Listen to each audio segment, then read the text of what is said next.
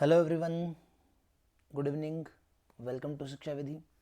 As usual good evening बोलूँगा, but हाँ ठीक है, एग्जैक्टली टाइम 1:30 हुआ है। वीडियो ख़त्म करूँगा शायद 1:45 1:50 हो जाएगा, अपलोड करूँगा तब तक 2:30 हो जाएगा और आपको शायद मिल जानी चाहिए 2:30 बजे। क्रिटिकल रीजनिंग मेंस का पार्ट है। आज रीजनिंग पढ़ा रहा हूँ। इसमें स्टेटमेंट, आर्ग्यूमेंट, कंक्लूजन, असर्शंस, इस टाइप की चीज़ें आती हैं, अजम्पशंस। तो इसमें क्या ध्यान रखना है, ये बैंकिंग मेंस का भी है, ये एसएससी मेंस का भी है। मेजर काम क्या होगा, एक स्टेटमेंट दी होगी, कई बार उनके ऊपर कंक्लूजन पूछता है, कई बार उनके ऊपर आर्ग्यूमेंट्स करवाने होते हैं, कई बार उनके ऊपर इवेल्युएशन यानी कुछ अजम्पशंस आ जाती हैं, इन्फर करना आ जाता है। तो ध्यान किस बात का रखना है, जो भी आपको कंक्लूड करना हो, कई बार कंक्लूजन पूछेगा। कंक्लूजन कभी भी आउट ऑफ कॉन्टेक्स्ट नहीं हो सकता, आउट ऑफ कॉन्टेक्स्ट नहीं होना चाहिए। आपको वो पैसेज के अंदर के थीम से वैलिडेट करना है। ये सबसे बड़ी बात होती है कि आपका अपना दिमाग तो वैसे ही आपके पास बहुत कम है, फिर वो चलता थोड़ा है, उससे आप बहुत भरोसा करके एक्स्ट्रा चला लेते हो और कुछ कुछ सोचने बैठ जाते हो। तो ऐसा नहीं करना है, राइट। पैसेज की बेसिक थीम है, उस थीम को ओवर रूल करेंगे ही नहीं। अगर मैं दिन को कहूँ रात तो तुम रात कहोगे, राइट। पैसेज में ये थीम फॉलो करनी होती है, ठीक है ना, अपनी मर्जी से कुछ मानना ही नहीं है। दूसरा, आर्ग्यूमेंट्स भी सेम एज कंक्लूजन होते हैं, वो भी एक लिमिट को क्रॉस करके नहीं जाएंगे, ठीक है। अजम्पशंस की जब बारी आएगी तो आप पॉसिबिलिटी अराइज करोगे, इन्फ्रेंस की जब बारी आएगी तो अगेन आप पॉसिबिलिटी पे काम नहीं करोगे, ठीक है। और कॉन्टेक्स्ट चेंज तो कभी करना ही नहीं है। चलो स्टार्ट करके देख लेते हैं क्या कह रहे हैं। Should new big industries be started in Mumbai, क्या मुंबई में नई इंडस्ट्री स्टार्ट कर देनी चाहिए, ये इसकी एक स्टेटमेंट बनी। इसके ऊपर आर्ग्यूमेंट करवा रही है हमसे, दो आर्ग्यूमेंट दी। Yes, it will create job opportunities. No, it will further add to the pollution of city. देखो, बड़ी इंडस्ट्री अगर कहीं सेटअप होंगी, बहुत कॉमन सी बात है, वहां पे जॉब अपॉर्चुनिटी आएंगी। ये एक वैलिड आर्ग्यूमेंट्स है कि इस पॉइंट ऑफ व्यू से में स्टार्ट कर लेनी चाहिए। दूसरा कह रहा है नहीं करनी चाहिए, कॉन्ट्राडिक्टरी। क्यों नहीं करनी चाहिए, तो आप कहोगे बात ऐसी है, अगर बड़ी इंडस्ट्री सेट करोगे तो जो पोल्यूशन है वो शार्पली राइज होगा। आपने कहा बात तो ये भी ठीक है, ऑब्वियसली, मतलब दोनों बातें सही होगी ना। और कई बार ऐसा होगा कि बोथ आर्ग्यूमेंट स्ट्रॉन्ग होंगे और बोथ आर्ग्यूमेंट वैलिड होंगे। तो यहां पे दोनों के दोनों आर्ग्यूमेंट वैलिड आर्ग्यूमेंट है, बोथ आर्ग्यूमेंट्स आर स्ट्रॉन्ग। ये इसका आंसर हो जाएगा। इसमें आंसर क्या होते हैं, only argument one is strong, only two, either one or two, neither one nor two, और बोथ। तो इसमें दोनों के दोनों आर्ग्यूमेंट आपके स्ट्रॉन्ग आर्ग्यूमेंट है। वीडियो के बाद भी कोई डाउट बचे तो आपके पास नंबर है मेरा, पर्सनली पूछ लेना, टेंशन मत लेना। हाँ, कोई फ्रेशर बच्चा ऐसा है जो पहली बार वीडियो देख रहा है, हालांकि ऐसा कोई मेरे चैनल पे होगा ही नहीं, रेगुलर वाले नहीं देखते। तो तुम एनीवे कोई फ्रेशर बेचारा गलती से देख भी ले तो कांटेक्ट कर लेना भाई, कोई बात नहीं। अब कह रहा है, should government stop spending huge amount of money on international sport, क्या ऐसा करना चाहिए गवर्नमेंट को। ये एक स्टेटमेंट दे दी कि भाई जो स्पोर्ट्स है उसके ऊपर पूरा पैसा। अब कह रहा है yes, this money can be utilise for upliftment of poor, यही पैसा गरीबों के उत्थान के लिए काम आ सकता है। No, second argument, no, sports person will be frustrated and will not get international exposure. ये आप पढ़ते कहोगे ये वैलिड आर्ग्यूमेंट है बिल्कुल, कि अगर गवर्नमेंट ने स्पोर्ट्स से पैसा नहीं लगाया ना, एक्सपोजर के ऊपर इंटरनेट, तो हमारे स्पोर्ट्समैन को ना तो पैसा मिलेगा, फ्रस्ट्रेट हो जाएंगे, उनको एक्सपोजर मिलेगा नहीं। ये तो वैलिड हो गया। अब वन की बात करता हूँ, इसने कहा कि यार देखो ये पैसा गरीबी, अब इमोशन पॉइंट ऑफ व्यू से सोचो तो बात ठीक है, गरीबों का काम आ सकता है। लेकिन ये कहना कि यार देखो स्पोर्ट्स वाला पैसा निकाल के गरीबों को दे दो, क्या गवर्नमेंट गरीबों को लेकर और स्कीम नहीं चला रही है। कितनी सारी स्कीम हो सकती हैं, एनजीओज, ऑर्गेनाइजेशन, बहुत। ऐसा नहीं है कि ये एकमात्र ऑप्शन था कि सारा पैसा स्पोर्ट्स पे जा रहा था, उसको उठा के यहाँ गरीबों को दे देते तो देश की गरीबी मिट जाती। तो ये आर्ग्यूमेंट एक वीक आर्ग्यूमेंट हुआ, और वीक आर्ग्यूमेंट कभी फॉलो नहीं करवाना है, तो ओनली आर्ग्यूमेंट टू फॉलोज, ये इसका आंसर बनेगा। मैं टेलीग्राम पे इसकी पीडीएफ भी डलवा दूंगा विद आंसर बाद में, ठीक है। वहाँ से भी आप आंसर्स एक बार और क्रॉस वेरीफाई कर लेना, कोई दिक्कत नहीं है। बट हाँ, इसमें आर्ग्यूमेंट टू स्ट्रॉन्ग आर्ग्यूमेंट है कि अगर आपने पैसा नहीं लगाया तो ये दिक्कत जरूर बनेगी, इनको एक्सपोजर नहीं मिलेगा। आगे चलते हैं।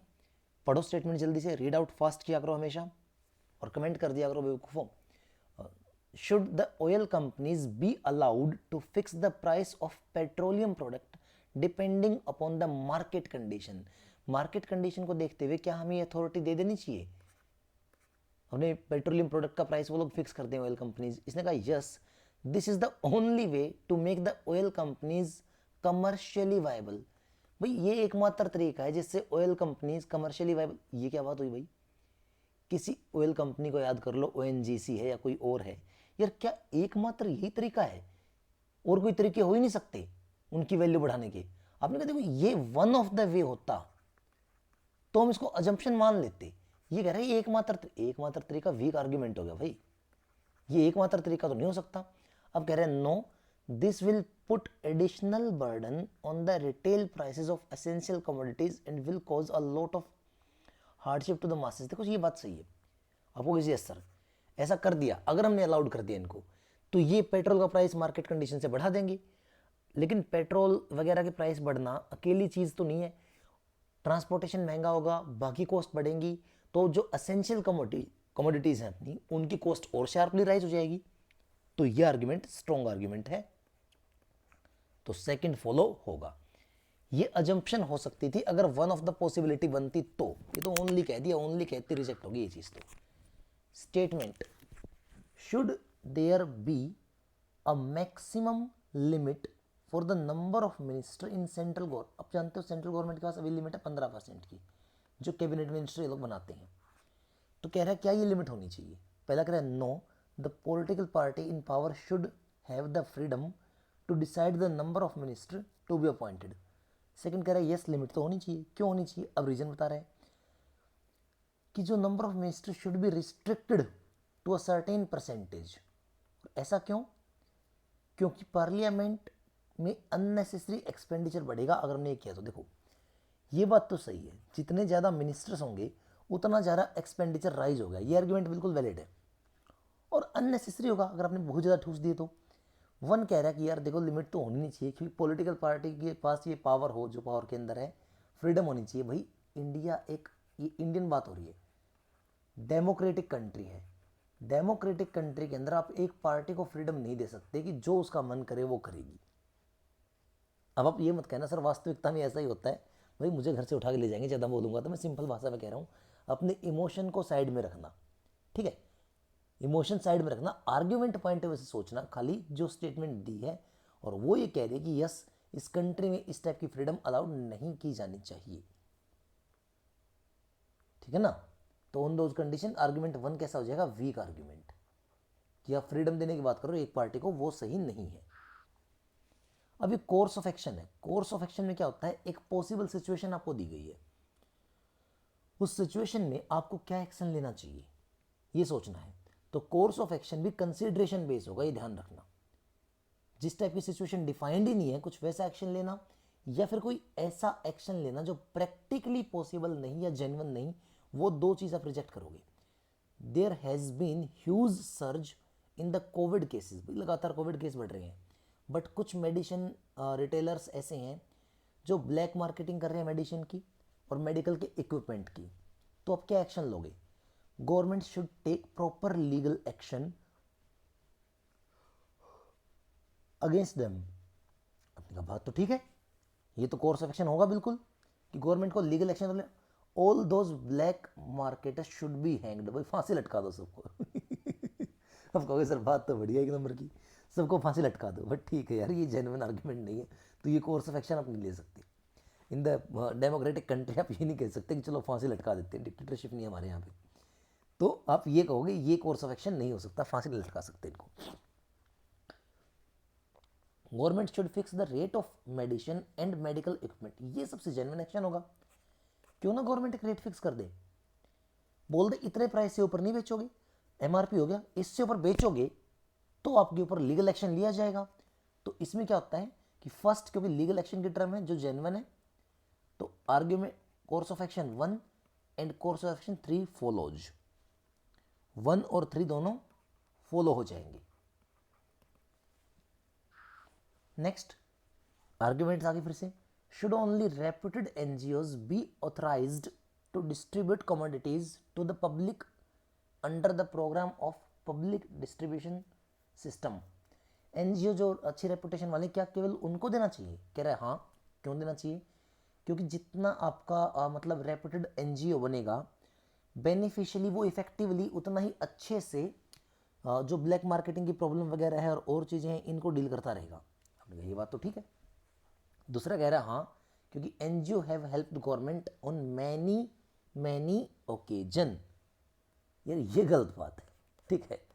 आप केवल इसलिए फेवर नहीं कर सकते कि आपने गवर्नमेंट की हेल्प की, तो गवर्नमेंट आपके, देखो फिर वही बात है प्रैक्टिकली। अब ये तुम ये मत कहना सर भारत में ऐसा हो रहा है, मैं उसके ऊपर बात नहीं करूंगा। आपको आर्ग्यूमेंट की सेंस में कहोगे तो आप कहोगे ये रीजन जेन्युइन रीजन नहीं है, फेवरेबल कंडीशन ना रही तो आप। लेकिन वन में जो प्रोग्राम जिस तरीके से डिफाइन करके दिया है वो एक वैलिड आर्ग्यूमेंट है, तो ओनली वन इसका फॉलो होगा कि रेपुटेड वाले डिसिप्लिन वगैरह एंड एवरीथिंग बना के रखेंगे। नेक्स्ट को देखो, इसमें है क्या, अगेन कोर्स ऑफ एक्शन। बिल्कुल मतलब थकान ऐसे सर पे हो गई, शायद मेरी आवाज़ आपको और इरिटेटिंग लगे, बट प्लीज़ कोप कर लेना, है ना। To provide proper education we need to improve our education system. बढ़िया एजुकेशन देनी है तो एजुकेशन सिस्टम सुधारिए। To improve education system we need good teacher. भाई ये बात सबसे बढ़िया है। अब कहोगे सर आपके बारे में लिखिए, मैंने तो लिखी नहीं है, आया तो पेपर में आया है, उन्हें क्या पता, मेरे बारे में पूछ रहे हैं, ठीक है। अच्छे टीचर तो होने चाहिए, बात बिल्कुल सही है। अब to provide good teacher we again need good education, वो तो मेरे पास है। In India there are some good institution but most of students opt for job rather than trying career in teaching field which requires post graduation, minimum eligibility criteria बन जाता है, और they do not get good salary। यार ये बात बिल्कुल ठीक है, 5 महीने से मुझे फ्री बढ़ाती हुई होगी, हाँ बात तो ठीक है। ओके, ये सारी कंडीशन है। तो कोर्स ऑफ एक्शन क्या है यार, टीचिंग में लोग ज़्यादा आ नहीं रहे हैं, क्यों? एक तो क्राइटेरिया हेक्टिक बना रखा आप लोगों ने, ऐसा बोला। और क्या है, की पॉइंट्स क्या क्या नजर आ रहे हैं, ध्यान से देखना। क्राइटेरिया हेक्टिक, आपने कहा ये बात तो बिल्कुल ठीक है, इतना सारा, अच्छी सैलरी नहीं मिल रही, और जब तक ये नहीं सुधरेगा तब तक आपके जो एजुकेशन सिस्टम है उसमें अच्छी अच्छी बदलाव आएंगे नहीं। तो चलिए कोर्स ऑफ एक्शन देखते हैं क्या क्या होना चाहिए। पहला कह रहा है salary of teacher should be hiked, ताकि लोग इंकरेज हों और इस पर अप्लाई करें। आपने कहा ये बात बिल्कुल ठीक है, ये कोर्स ऑफ एक्शन है, क्योंकि आप इसका इंप्लीमेंटेशन पैसेज में दिखा रहे हो पहले ही कि सैलरी अच्छी नहीं इसलिए लोग नहीं आई, तो सैलरी अच्छी हो तो लोग आ जाएंगे, बात ठीक है। जो मिनिमम एलिजिबिलिटी क्राइटेरिया है टीचिंग के लिए, वो ग्रेजुएशन रख दो ना, सिंपल सा। ये पोस्ट ग्रेजुएशन है और इतना सारा ये है, ये क्यों रख रहे हो? अगर आपका क्राइटेरिया ऐसा होगा कि बीटेक होल्डर हो, कोई इज्जत नहीं है आपकी, आपको बीएड करनी पड़ेगी, बीएड के बाद आपको एचटेट देना पड़ेगा, उसके बाद कोई एक और मतलब स्क्रीनिंग होगी। अब लोग यहाँ तक आते आते थक जाते हैं, यार इतना पंगा क्यों मोल लेना है एक के बाद एक। अगर सिंपल ग्रेजुएट पर्सन को एक एंट्रेंस टेस्ट के थ्रू टीचिंग अलाउड कर दी जाए तो प्रोसेस सिंपल हो जाएगा, स्मूथ हो जाएगा, और ज़्यादा लोग आएंगे उसके अंदर। तो इसमें दोनों course of action 1 and 2 both are valid. Next को देखो भाई, कोर्स ऑफ एक्शन है फिर से। स्टेटमेंट क्या कह रहा है, many school buses have fitted CNG kit without obeying the safety guideline properly, this result into some instances of these buses catching fire. Okay, CNG kit fit कर दी, guideline का ध्यान दिया सेफ्टी वाले का, और शॉर्ट सर्किट वगैरह की वजह से वहां पे खतरा पैदा हो गया जिंदगियों को और आग वगैरह लग गई। तो कोर्स ऑफ एक्शन क्या है, रीजनल ट्रांसपोर्ट अथॉरिटी आरटीए को क्या करना चाहिए, immediate carry out all the school buses fitted with CNG kit, इनका चेक करना चाहिए सबका, CHEC के ये चेक लिखा हुआ है। तो हमने कहा बात तो ये बिल्कुल ठीक है भाई, जब गाइडलाइन फॉलो नहीं कर रहे हो इमीडिएटली चेक तो डालना पड़ेगा एक, right. The management of all the school should stop hiring buses. देखो ये गलत बात है यार, ये कोर्स ऑफ एक्शन थोड़ी ना है। मतलब अगर सीएनजी किट को गाइडलाइन फॉलो नहीं किया इसलिए दिक्कत हुई, तो अब सीएनजी किट अल्टरनेट फ्यूल तो चाहिए। हर हमेशा पेट्रोल लाओगे कहाँ से, सीधी बात है, गवर्नमेंट ने वैसे ही प्राइस इतना महंगा कर रखा है, वो तो चलो आज की बात है। एनीवे द पॉइंट इज कि आप सीएनजी को बैन नहीं कर सकते हो, आपको केवल केवल गाइडलाइन फॉलो करवानी है, क्योंकि ऊपर ये प्रॉब्लम बताई गई थी, उसके बियॉन्ड जाके नहीं सोचना। Government should issue notification banning, अब ये भी वही बात कह रहा है कि बैन कर दो, अरे बैन थोड़ी करना है मेरे भाई, हमें तो सेफ्टी गाइडलाइन फॉलो करवानी है। इसकी बजाय यहाँ लिखा होता कि government should issue notification about safety guideline, तो आप कहते हैं तब बात जेन्युइन होती। इसमें केवल और केवल first course of action genuine है। आर्ग्यूमेंट्स आगे। Statement should non vegetarian food be totally banned in our country, yes it is expensive therefore. भाई ये बैन करने का रीजन कैसे हो सकता है कि महंगा है? अरे एक चीज करोड़ों की है, हीरा इतना महंगा है, बैन थोड़ी हो जाएगा डायमंड, जिसका मन करेगा वो खरीद लेगा। तो नॉन वेज फूड अगर महंगा भी है तो किसी को ठीक लगे वो ले लेगा, ये तो बैन करने का रीजन हो नहीं सकता। सेकंड कह रहा है कि बैन करना ही नहीं चाहिए, नो बोल दिया। अब इसको जस्टिफाई करें क्यों नहीं करना चाहिए। Nothing should be band in democratic country like us. जो हमारे जैसी डेमोक्रेटिक कंट्री है, एक सीधी बात है, हाँ डेमोक्रेटिक कंट्री में फ्रीडम होती है। आप इमोशनल होगी और ईक्यू के हिसाब से बोल दोगे यार नॉन वेज तो खाना नहीं चाहिए, तो गलत बात होती है। फिर कहीं कहोगे शर्म तो उठा ली, अंडा खाते हम तो नॉन वेज वाले हैं नहीं। यार बात ये है, डेमोक्रेटिक कंट्री है, फ्रीडम सबको है। इंडिया के अंदर तो भोगने की फ्रीडम इतनी है, जिसका जो मन करे बोल देता है आके। तो खाने के ऊपर बैन सिर्फ और सिर्फ इसलिए नहीं लगाया जा सकता कि वो नॉन वेज फूड है। तो नो वाली कंडीशन जो उसने प्रॉपरली जस्टिफाई की है, यस कि ये एक वैलिड आर्ग्यूमेंट है। डेमोक्रेटिक कंट्री है, आप उसके अंदर किसी को ये प्रेशराइज नहीं कर सकते क्या खाना है क्या नहीं खाना है। Statement should officer accepting bribe be punished. भाई ब्राइब लेने वाले ऑफिसर को सजा मिलनी चाहिए? कह रहा नहीं मिलनी चाहिए। क्यों नहीं मिलनी चाहिए? बेचारों की कोई मजबूरी रही होगी, सीधी बात है यार। अभी बताओ सड़क पे कोई इंसान मजबूरी के अंदर खड़ा है, उसको अर्जेंट निकलना है, वो तुम्हें पैसे देके निकल गया, तुम्हारी क्या गलती है? बात तो सही है। ऐसे सोचोगे? देखो ये बेकार का आर्ग्यूमेंट है, प्रैक्टिकली बेकार का आर्ग्यूमेंट। आप ये नहीं कह सकते कभी भी कि सिचुएशन की वजह से ब्राइब ले ली, this is not a genuine reason. कह रहा हाँ यार पनिशमेंट तो मिलनी चाहिए। क्यों मिलनी चाहिए? क्योंकि जॉब आपकी भरोसे की थी, इंटरेस्टेड थी और एक ऑनेस्टी से आपने करनी चाहिए थी। तो आपने कहा हाँ ये वैलिड आर्ग्यूमेंट है कि भरोसे वाला काम है, आप थोड़ा उससे करोगे तो सेकंड आर्ग्यूमेंट वैलिड होगा। Should India become a permanent member of UN security council, क्या इंडिया को परमानेंट मेंबर बन जाना चाहिए?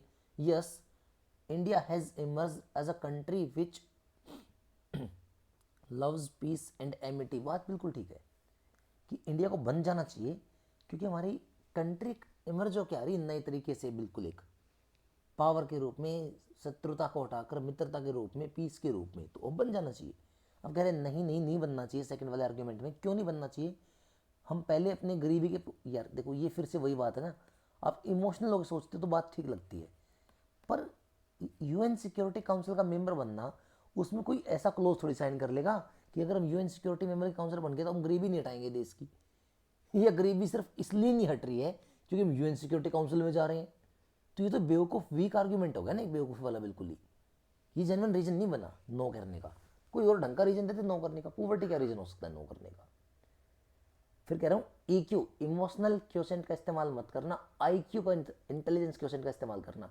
वो IQ हमारे पास है नहीं, ऐसा मत बोल देना प्लीज।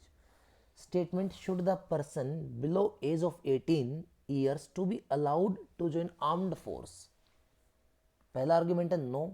क्यों नहीं करना चाहिए? क्योंकि 18 की एज से पहले जो फिजिकल और मेंटल कंडीशन है, मैच्योरिटी, वो बहुत भारी बोझ हो जाएगा। बात बिल्कुल ठीक है यार, ना तो आप फिजिकली तैयार होते हो 18 की एज से पहले, ना ही आप मेंटली इतना मैच्योर होते हो, अटैक हो जाए। या 17-15 साल का बच्चा थोड़ा डिसाइड कर पाएगा क्या करना है उसको उस टाइम पे। तो ये बिल्कुल वैलिड आर्ग्यूमेंट है कि ये नहीं फॉलो हो सकता। दूसरा कह रहा है यस कर देना चाहिए, ऐसा करने से कंट्री को एक लॉन्ग टर्म तक सर्विस। ये बेवकूफ़ी वाली बात है भाई, ये वीक आर्ग्यूमेंट है। क्यों? कोई बंदा 18 तो मिनिमम क्राइटेरिया है ही इंडियन आर्मी का, 19 की एज में ज्वाइन करता है, 60 में रिटायर होता है उसके पास अब भी है, उसके पास 41 साल सर्व करने के, 20 में ज्वाइन करेगा 40 साल। छोटा क्राइटेरिया नहीं होता 40 साल सर्व करना अपनी कंट्री को, तो टाइम बहुत है उसके पास यार। लेकिन फिजिकली प्रिपेयर हो जाएगा, मेंटली प्रिपेयर हो जाएगा 18 की एज के बाद, तो फिर जाकर ये आर्ग्यूमेंट वन ट्रू है, दूसरा ट्रू नहीं है। नेक्स्ट आर्ग्यूमेंट देखो, should there be a ban on the product advertisement. भाई एडवर्टाइजमेंट बैन कर देनी चाहिए? कहता नहीं करनी चाहिए। क्यों नहीं करनी चाहिए? जो दिखेगा वही बिकेगा।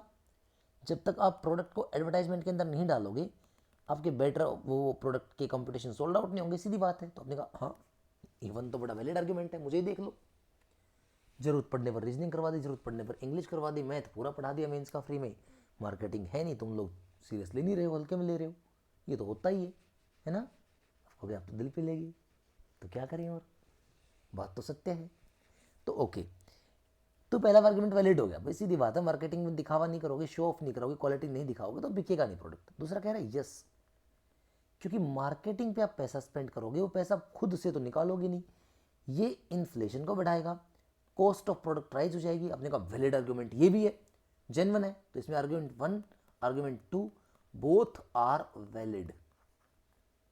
अगर मार्केटिंग के ऊपर कॉस्ट लगाई जाएगी तो चीज़ तो महंगी होगी ही होगी, बहुत सिंपल बात है, ये वैलिड है। और मार्केटिंग नहीं करेगा तो बिकेगा नहीं, ये भी वैलिड है। तो दोनों आर्गुमेंट सही हो जाएंगे। स्टेटमेंट कह रहा है should income tax be abolished in India, क्या भारत में टैक्स को बंद कर देना चाहिए? Yes, it is unnecessary burden on the wage labour. यार देखो सीधी बात है, ये बहुत वीक आर्ग्यूमेंट है। तुम ले जाओगे अपने दिल पे, तुम कहोगे हम क्यों टैक्स दें, हम तो बिना टैक्स के जिएंगे ब्लैक मनी के सारे। बात ही है, आपको अपने पॉइंट ऑफ व्यू से नहीं सोचना है। यार वेज अर्नर लेबर हर कोई टैक्स पे नहीं करता, गवर्नमेंट ने 5-7 लाख तक टैक्स रिबेटमेंट वैसे भी दे रखी है, तो डेली वेज पे थोड़ी सर लिमिटेड लोग तो टैक्स पेयर हैं। तो आप नहीं कह सकते कि जो वेज अर्नर्स हैं उनके ऊपर भी इसका बर्डन आता, नहीं आता बिल्कुल भी, तो ये गलत बात है। दूसरा कह रहा है बैन नहीं करना चाहिए, क्यों? ये गुड सोर्स ऑफ रेवेन्यू। आपने कहा ये बात बिल्कुल ठीक है, बैन नहीं करना चाहिए, क्योंकि गवर्नमेंट का जो मेजर सोर्स आता है वो टैक्सेशन से आता है सारा का सारा आपका।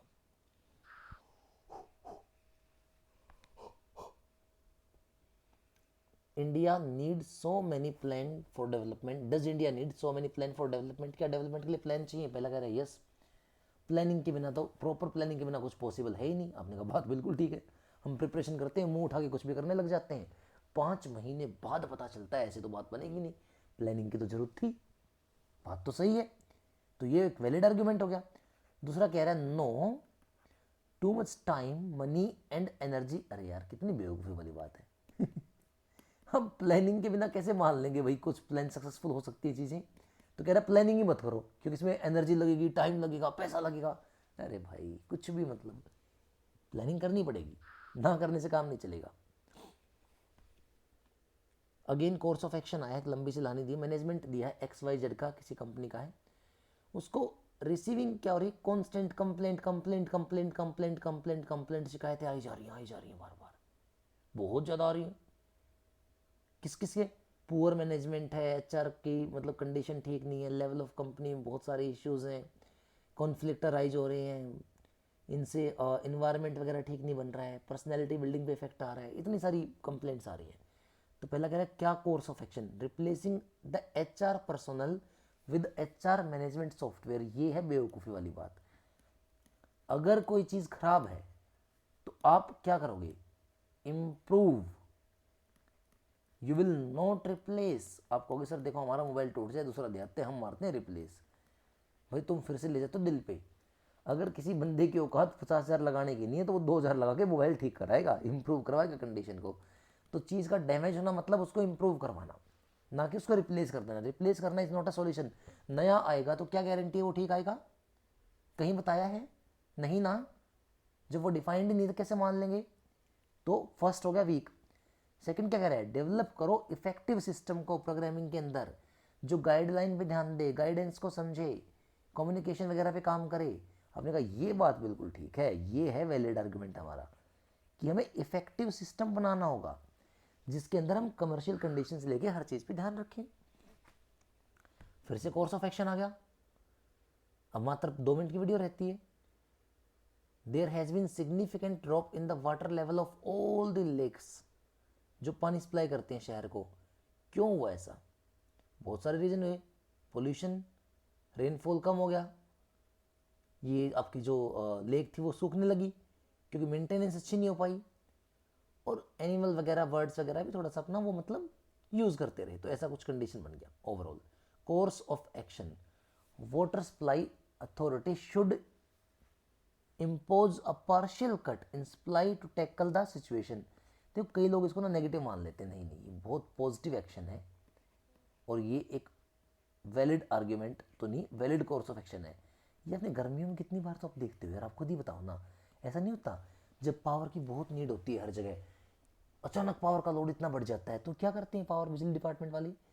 10 मिनट के लिए एक इलाके में कट कर दी, वहाँ सप्लाई कर दी, 15 मिनट के लिए दूसरे वाले में से कट कर दी, फिर वहाँ सप्लाई कर दी 10 मिनट के लिए, तो पार्शियल कट दिए जाते हैं। पार्शियल कट देना बुरी बात नहीं, ये एक वैलिड आर्गुमेंट होता है कि जब स्कार्सिटी आ जाए, डर्थ हो जाए, लैक कर जाए चीज़, तो आप पार्शियल कट दे दे के चीज़ों को मेंटेन कर सकते हो। दूसरा कह रहा है गवर्नमेंट शुड अपील, किस चीज़ की अपील करे? All the resident through the mass media for minimal use of water. देखो गवर्नमेंट ऐसा कोई बैन तो लगा नहीं सकती, ना ही कोई लीगल एक्शन कह सकती है कि अगर आप ज़्यादा पानी खर्च करोगे आपको जेल में डाल देंगे। अरे गवर्नमेंट को पलट दे लोग ऐसा करोगे तो। लेकिन हाँ, क्या गवर्नमेंट अपील कर सकती है? आपने कहा हाँ, ये एक्शन पॉइंट ऑफ व्यू से ठीक है कि गवर्नमेंट अपील कर सकती है। कोविड आया, प्रधानमंत्री जी ने कहा थाली बजाइए, सारे छत पे खड़े होकर थाली बजा रहे हैं, अपील ही तो की थी। सिंपल बात है, मानना ना मानना आपकी इच्छा थी, उन्होंने कंपल्सन नहीं बनाया ना, बना भी नहीं सकते, तो अपील कर सकती है गवर्नमेंट। ये भी वैलिड आर्गुमेंट है, या दोनों argument, both argument are valid basically. Second last question I think, the CEO of a company producing what cricket bat said that we will see a more manufacturing units of cricket bat by the end of this quarter। हम इसके quarter के and में cricket bat की production बहुत बढ़ा देंगे। उसने आगे एक लाइन और स्टेटमेंट दिया, क्या? This would bring down the cost needed to manufacture the bat. ज़्यादा बनाओगे, ज़्यादा बिकेंगे, कॉस्ट ठीक होगी, कुछ ऐसी कंडीशन है। मतलब ये आर्ग्यूमेंट नहीं करना है इसके ऊपर, ये उसने कह रखा है, ये उसकी स्टेटमेंट है, इस पर कोई आर्ग्यूमेंट नहीं। अब इस बार निकालना है कंक्लूजन। कंक्लूजन आर्ग्यूमेंट से भी स्ट्रिक्ट होता है। कंक्लूजन में आप थोड़ा सा भी, समझ रहे, थोड़ा सा भी आउट ऑफ द कॉन्टेक्स्ट नहीं जा सकते। सही है, कीप इन माइंड। तो देखो जरा, पहला कह रहा है demand for cricket bat in the market will rise. भाई कंक्लूड करना है, आर्ग्यूमेंट होता मैं आपकी बात मान लेता, अजम्पशंस होती बहुत स्ट्रोंगली मान लेता क्योंकि उसने एज्यूम कर लिया। आर्ग्यूमेंट होता तो एक बार वैलिडेट करके देख लेते। अब कंक्लूजन कह रहा है तो मैं कहूंगा ये फॉलो नहीं हो रहा, डज नॉट फॉलो। अब सर ऐसा क्यों? तो मेरे भाई ये पूरा पैसेज कंक्लूड करके गद्यांश निकालना है, और इसमें कहीं नहीं लिखा उसकी डिमांड के बारे में, उसकी सप्लाई के बारे में बात हुई है। डिमांड वर्ड जब ऊपर डिफाइन ही नहीं है तो डिमांड के बारे में डेफिनेशन जब दे नहीं रखी है तो डिमांड कंक्लूजन में आ कैसे सकता है? मुझे क्या पता डिमांड बढ़ी ना बढ़ी, तुम्हारा कोई और मन कर रहा होगा खेलने के लिए घर में 10 बैट बांट दोगे, मुझे क्या पता, मैं कैसे कंक्लूजन वैलिड मानूं? तो कंक्लूजन में तो सिंपल सी बात है, जो वर्डिंग ऊपर अपीयर नहीं होती उनको कंक्लूड करना ही नहीं है आप लोगों ने। अब कह रहा है bat produced by the above company would sell at competitive price in the retail market. आपने कहा ये है, क्यों है? ये खुद यही तो कह रहा है। She stated this would bring the cost needed for manufacture the bat. ये कॉस्ट डाउन आएगी, क्यों आएगी? क्योंकि आप रिटेल प्राइस के ऊपर बेच पाओगे अच्छा खासा। तो अपने कहा सेकंड वाला कंक्लूड निकल रहा है उसके अंदर लाइन से। There are some criteria which will be considered during the appraisal of employ. Okay, वो क्या क्या है? Statement by the manager of company, एक तो पंक्चुअलिटी, एक सिंसियरिटी, ये की पॉइंट रहेंगे, और हार्डवर्क और डेडिकेशन को अपलोड किया जाएगा। लेकिन किसी just to quantify an amount in the salary package of employ with no reason will be entertained. ये कहना ये चाहता है बड़ी सिंपल भाषा में कि हम जिन्होंने काम नहीं किया है हर किसी को यूनिवर्सल, ऐसा नहीं कंपनी में हर किसी को 10% हाइक दे देंगे। अब कंडीशन बदल दी जाएगी, पंक्चुअलिटी, डेडिकेशन वगैरह वगैरह वगैरह, एटीसी वगैरह चेक करके फिर होगा जो होगा। अब कह रहा है कि ये बात अगर है तो आप इससे क्या इन्फर कर सकते हैं? इन्फर्ड मतलब जो वेल डिफाइंड है पैसेज के अंदर। पहला कह रहा है कि पंक्चुअलिटी की जो मशीन है वो इवेल्युएट की जाएगी एचआर के द्वारा खुद। अपने का यही तो कहना चाहता है वो भी कि पंक्चुअलिटी को ही बेस बनाएंगे। तो पंक्चुअलिटी कैसे चेक होगी? अटेंडेंस शीट के ऊपर। तो जो पंक्चुअलिटी मशीन है उसमें जो अटेंडेंस लगेंगी उसके भी आप पे डिसाइड कर लेंगे। अब आधे बच्चों का दिमाग तो है नहीं, ज़्यादा तेज उड़ाएंगे, कईयों घुटने में है तो वो घुटने मोड़ के बैठ जाएंगे और तेज दिमाग चलाते हुए कहेंगे सर अगर मशीन नहीं हुई तो, अटेंडेंस पेपर के ऊपर हो रही तो हम कैसे आर्ग्यूमेंट मान लें? तो ये बेवकूफ़ियाँ बंद कर दो। सिंपल बात है, उसने कहा है तुम्हें मानना है, वो पंक्चुअलिटी चेक करवा रहा है, वो रजिस्टर पे चेक करे, गेट पे खड़ा होकर चेक करे, मशीन के थ्रू चेक करे, उसकी हेडेक है। पंक्चुअलिटी चेक करवा रहा है, बात ये है। तो ये जो पहला वाला इन्फर हो सकता है बिल्कुल क्लियरली। दूसरा कह रहा है there will be minimum 10% increment. अभी क्या सिखाया था कंक्लूजन में, जिसका डेटाबेस डिफाइंड नहीं है वो इन्फेरेंस के अंदर या कंक्लूजन के अंदर नहीं आ सकता। कहाँ लिखा ऊपर कि फिक्स इंक्रीमेंट इतना, नहीं तो मिनिमम से मिनिमम इंक्रीमेंट इतने परसेंट आएगा, कहीं तो मेंशन नहीं है। जब कहीं मेंशन नहीं है तो मैं इन्फर कैसे कर लूँ कि 10% ही होगा? मैं नहीं कर सकता भाई, नहीं कर सकता, तो ये वैलिड आर्ग्यूमेंट, वैलिड इन्फरेशन नहीं बनेगा। नेक्स्ट कह रहा है some of the employ of company have done a tremendous job with complete dedication and enthusiasm. तुम कह रहे हो कि सर ये अजम्पशन है क्या? मैं कहता हूँ बिल्कुल ये संभावना है, कंपनी के कुछ एम्प्लॉय ने किया तो अजम्पशन में आता तो ये हो जाता, पर ये चाहता है इन्फर करना, तो ऊपर ये कहीं डिफाइन नहीं कर रखा। ऊपर सिर्फ ये बोला गया है कि अब से प्रोग्रेस नोटिस होगी, खाली प्रोग्रेस के अंदर ध्यान दिया जाएगा, खाली अब डेडिकेशन से काम किया जाए। पहले किसी ने किया है इसके बारे में कोई डेफिनेशन नहीं है, तो ये भी वैलिड इन्फरेशन नहीं बनेगी, वैलिड इन्फर नहीं कर पाओगे इस चीज़ को। Last question is assumption based. I would like to study the impact of pay revision on the job satisfaction of employee. ए ने भी कहा तो job satisfaction can be measured, यही तो बात हो रही थी ऊपर, वैसे भी तो अजम्पशन है जब अजम्पशन के अंदर सेटिस्फेक्शन वर्ड आ ही गया ऊपर एक बार, तो अजम्पशन में तो सेटिस्फेक्शन आ ही सकता है, कोई दिक्कत नहीं है। दूसरा कह रहा है A has necessary competence to undertake such study. यार अजम्पशन है, कंक्लूजन होता तो आप कहते हैं कहाँ लिखा गया है, अजम्पशन है, ए बी को कह रहा है, तो अज्यूम कर सकता हूँ ए बी को तभी कह सकता है जब ए के पास कॉम्पिटेटिव अथॉरिटी हो। बी ने तो ए को नहीं कहा ना ये बात, तो क्या पता बी के पास वो अथॉरिटी ना हो बट ए के पास वो अथॉरिटी हो, तो अपने कहा हाँ ठीक है। अजम्पशन में ये भी संभव है, अजम्पशन में ये भी संभव है, तो बोथ अजम्पशंस आर ट्रू। ये आपका लास्ट क्वेश्चन था, तो मैंने अपनी तरफ से एक शीट पूरी 20 क्वेश्चन की कंप्लीट करवा दी है, पूरा रिवाइज कर लेना, नंबर आपको दे दिया है, कोई डाउट बने तो डिस्कस कर लेना।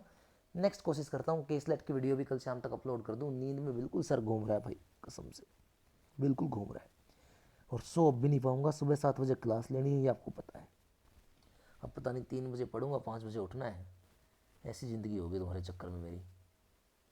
लग जाओगे तो फिर पता नहीं कोई याद भी रखे गए हो, 10 की जॉब लग के बाद हम भूल जाएंगे, है ना, कौन मुझे सैलरी देने आने वाला है गुड नाइट, जय श्री राम।